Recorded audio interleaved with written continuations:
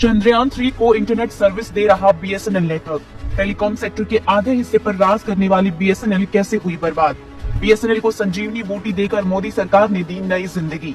क्या आप जानते हैं कि चंद्रयान-3 में इंटरनेट और कम्युनिकेशन लिंक्स कौन सी कंपनी दे रही है? कौन सा नेटवर्क है जिसकी वजह से साइंटिस्ट चंद्रयान-3 से बात कर पा रहे हैं? बीएसएनएल। हाँ, वही बीएसएनएल जिसे बर्बाद करने की साजिश रची गई थी। अब जब तक चंद्रयान काम करता रहेगा, बीएसएनएल के लिंक से ही काम करेगा। लेकिन ताज्जुब की बात तो ये है कि धरती से 3,84,400 किलोमीटर दूर चांद पर बीएसएनएल नेटवर्क बड़े अच्छे से काम कर रहा है। लेकिन यही बीएसएनएल धरती पर नहीं चलता है तो जियो, एयरटेल, वोडा जैसी कंपनियों के नेटवर्क। ध्यान देने वाली बात यह है कि चंद्रयान-3 और बीएसएनएल की इस उपलब्धि ने पिछली सरकार के एक और काले कारनामों का पर्चा खोल दिया है। आखिर बीएसएनएल के बर्बादी की कहानी किसने लिखी? वही बीएसएनएल जिसका साल 2002-3 तक मार्केट शेयर 55.38% था, यानी कि पूरे टेलीकॉम सेक्टर के आधे से अधिक हिस्से पर बीएसएनएल का कब्जा था। यही नहीं, 2003-4 में अटल सरकार के दौर में बीएसएनएल को 31,400 करोड़ रुपए का फायदा हुआ। लेकिन 2013-14 में वही बीएसएनएल 7,019 करोड़ के घाटे में चलने लगा। साल 2007 से 2010 के बीच, यानी कि जब तमाम टेक्निकल इक्विपमेंट के अपग्रेडेशन का दौर था, उस समय 13 बार बीएसएनएल के टेंडर को कैंसिल कर दिया गया।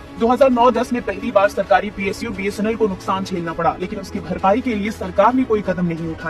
जबकि बीएसएनएल ने तेल बेचने वाली कंपनी इंडियन ऑयल से ज्यादा मुनाफा कमाया था। दरअसल ये कंपनी यूपी सरकार के रेड टेप कल्चर और कछुए की चाल वाले फैसले का शिकार होता चला गया। 2005 में बीएसएनएल के पास 21% मार्केट था, जो कि भारतीय एयरटेल के बराबर थी और रिलायंस कम्युनिकेशन से अधिक थी। लेकिन 2022 तक बीएसएनएल की हिस्सेदारी घटकर 10% रह गई। इस दौरान 3 बड़ी कंपनियों ने बाजार को अपने नियंत्रण में ले लिया। पिछली सरकारों की नाकामी ने एक सक्सेसफुल कंपनी को सर्वाइवल के मोड़ पर लाकर खड़ा कर दिया। लेकिन मोदी सरकार ने बर्बादी में लिपटे बीएसएनएल को संजीवनी बूटी देकर उसे दोबारा खड़े करने का काम कर रही है, क्योंकि बीएसएनएल देश के लिए भी फायदेमंद है। महीनों पहले हुए बालासोर रेल हादसे में बीएसएनएल ने बिना घाटे लाभ के बारे में सोचे जिस तेजी से वहां टावर लगाए, किसी भी नेटवर्क यूजर के लिए फ्री सेवा उपलब्ध कराई। लेकिन इसकी जगह कोई प्राइवेट कंपनी होती तो अपना मुनाफा घाटा देखकर टावर लगाने से पहले 100 बार सोचती। आज संवेदनशील बॉर्डर एरिया में जहाँ सुरक्षा संबंधित कारणों की वजह से प्राइवेट नेटवर्क पूरी तरह बैन है, वहाँ बीएसएनएल ही अपनी सर्विस दे रही है। लद्दाख के सियाचिन वॉरियर के लिए 15,000 फीट की ऊंचाई पर बीएसएनएल ने ही मोबाइल टावर लगाया है, ताकि अपने घर से दूर रहने वाले सैनिक